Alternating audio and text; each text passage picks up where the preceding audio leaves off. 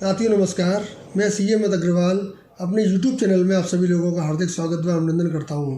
आज हम एक बहुत ही महत्वपूर्ण प्रोविज़न पर चर्चा करने वाली हैं। ये एक ऐसा प्रोविज़न है जो हर करदाता पर व हर व्यापारी पर समान रूप से लागू होता है और इन सबको इसकी चिंता करनी चाहिए कि इतना महत्वपूर्ण प्रोविज़न एक्ट में आ चुका है। इस प्रोविज़न में क्या क्या प्रावधान है, आज हम उन सभी प्रावधानों को डिटेल में डिस्कस करेंगे। ये प्रावधान है TDS ऑन कैश विड्रॉल, जो इनकम टैक्स एक्ट की धारा 194N में इसके बारे में प्रोविज़न बतलाई गई हैं। साथियों, फाइनेंस एक्ट 2019 के द्वारा सरकार के माध्यम से एक नया प्रोविज़न, एक नया सेक्शन इंट्रोड्यूस किया गया 194N। इस सेक्शन में ये बतलाया गया है कि अगर कोई भी व्यक्ति, चाहे वो इंडिविजुअल हो, चाहे वो HUF हो, चाहे वो पार्टनरशिप फर्म हो, चाहे वो कंपनी हो, चाहे वो AOP हो, चाहे वो BOI हो, चाहे वो और भी कोई पर्सन हो, अगर अपने बैंक खाते से या पोस्ट ऑफिस के खाते से या कोऑपरेटिव बैंक में उसने कोई खाता खुला हुआ है, उस खाते से पूरे साल में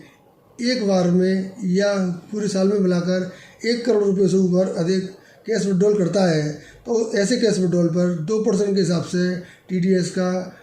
डिडक्शन किया जाएगा। फॉर एग्जाम्पल, जैसे कोई व्यक्ति अपने खाते से एक ही बार में 1 करोड़ रुपया से ऊपर निकाल लेता है तो उस पर 2%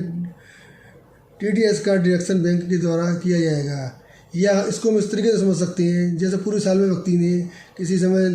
10 लाख निकाले, कभी 20 लाख निकाले, कभी 5 लाख निकाले, कभी 8 लाख निकाले, कभी 10 लाख निकाले। इस तरीके से पूरे साल में उसने अगर 1 करोड़ रुपये का से ऊपर का कैश विड्रॉल किया है, तो जैसे ही 1 करोड़ रुपये की लिमिट पूरी होती है, उसको पूरा होते ही बैंक के द्वारा या पोस्ट ऑफिस के द्वारा 2% के हिसाब से TDS का डिडक्शन इसमें कर लिया जाएगा। साथियों, इस प्रावधान को आगे बढ़ाते हुए फाइनेंस एक्ट 2020 से इसमें एक बहुत ही महत्वपूर्ण परिवर्तन सरकार द्वारा इंट्रोड्यूस किया गया है, जो 1 जुलाई 2020 से एप्लीकेबल होगा। इसमें ये बतलाया गया है, अगर किसी व्यक्ति ने पिछले 3 साल की आयकर की रिटर्न दाखिल नहीं करी है, तो ऐसे केस में उस व्यक्ति पर केवल 20 लाख रुपए की लिमिट ही लागू होगी। अर्थात अगर ऐसा कोई व्यक्ति है जिसने पिछले 3 सालों से आयकर विवरणी दाखिल नहीं करी है, तो 20 लाख रुपए से ऊपर अगर वो एक बार में या पूरे साल में कैश का विड्रॉल करता है, तो उस पर 2% के हिसाब से बैंक द्वारा TDS का डिडक्शन किया जाएगा। अगर ऐसा व्यक्ति 20 लाख रुपये से 1 करोड़ रुपये तक की लिमिट है जी, अगर 1 करोड़ रुपये से ऊपर का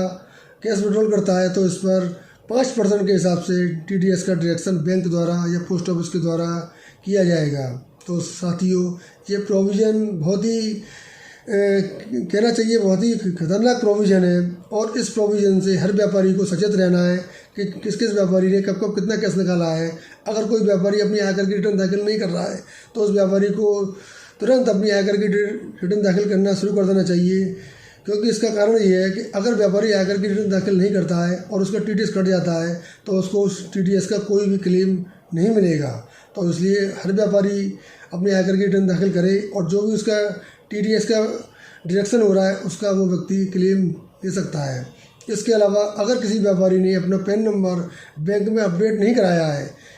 वो व्यापारी जो अपना रिटर्न दाखिल नहीं करते हैं, हो सकता है उनके पास पैन नंबर नहीं हो या उनके पास पैन नंबर हो तो उन्होंने बैंक को अपडेट नहीं कराया हो, ऐसे केस में उनका TDS 2% या 5% ना काट कर बैंक 20% के हिसाब से उनका TDS डिडक्ट करेगी और उस केस में उनको उसका कोई भी लाभ नहीं मिल पाएगा। तो ऐसे सारे व्यापारी इस बात का विशेष ध्यान रखें कि अपना TDS का डिडक्शन करवाएं तो 2% या 5% के हिसाब से करवाएं। इसके अलावा इसमें एक प्रोविजन और है, वो सारे व्यापारियों के लिए है। मेरा सारे व्यापारियों से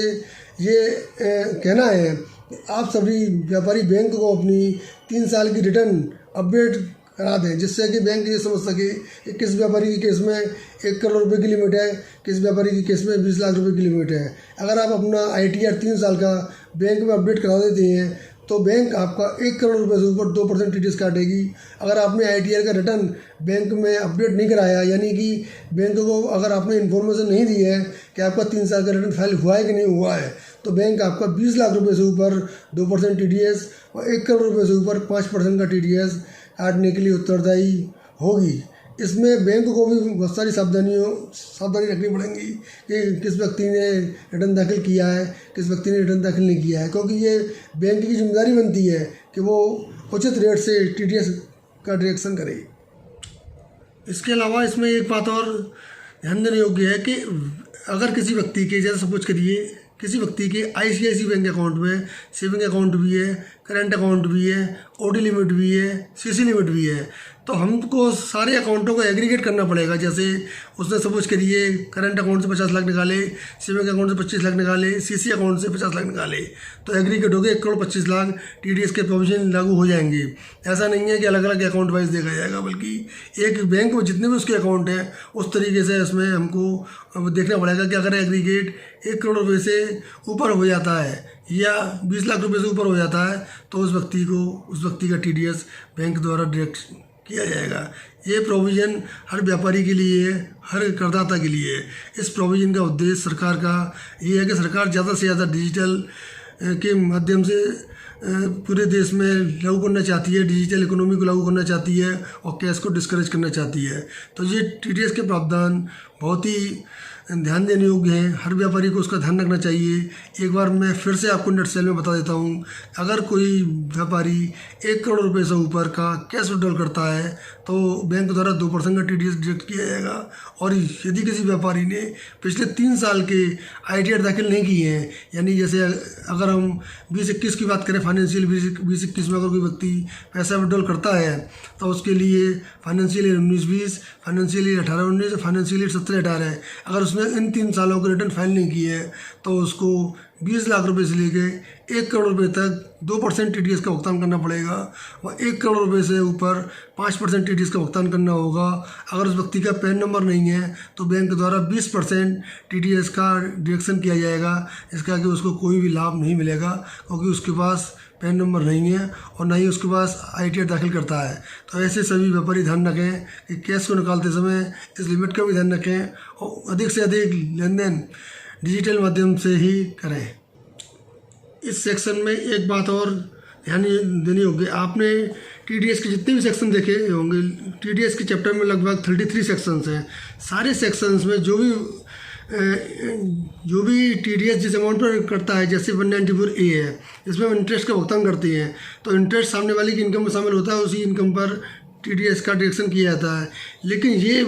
एकमात्र ऐसा सेक्शन है जिसमें कोई भी इनकम नहीं हो रही। अगर कोई व्यक्ति बैंक से विड्रॉल करता है तो वो उसकी इनकम नहीं है, वो उसका अपना पैसा है, तो इसलिए उसको इनकम में शामिल नहीं किया जाएगा। और जो भी TDS बैंक के द्वारा डिडक्ट किया जाएगा वो उसके 26 ईयर्स में रिफ्लेक्ट होगा और उस व्यक्ति को उस TDS का क्रेडिट मिल जाएगा। इसके अलावा इसमें एक प्रोविज़न और है कि अब जैसे कि गवर्नमेंट के द्वारा कैश विड्रॉल किया जाता है, गवर्नमेंट की किसी एजेंसी के द्वारा कैश विड्रॉल किया जाता है तो TDS के प्रोविज़न उस पर लागू नहीं होंगे। तो साथियों, ये थे TDS के प्रोविज़न जो हम लोग बैंक से, पोस्ट ऑफिस से या कोऑपरेटिव सोसाइटी से कैश विड्रॉल करती हैं। तो साथियों, आप सभी लोगों से यही अनुरोध है कि आप मेरे YouTube चैनल को सब्सक्राइब करें। मैं इसी प्रकार से आपके लिए नए विषयों पर वीडियो बनाता रहूँगा जिससे कि आप लोगों की नॉलेज बढ़ती रहे। अगर आपके कोई प्रश्न हो, आपका कोई क्वेश्चन हो 194 से संबंधित, तो आप कमेंट बॉक्स में लिख सकती हैं, इसका मैं आपको प्रॉपर जवाब दूंगा। मैं आपसे फिर एक बात यही कहूँगा कि जो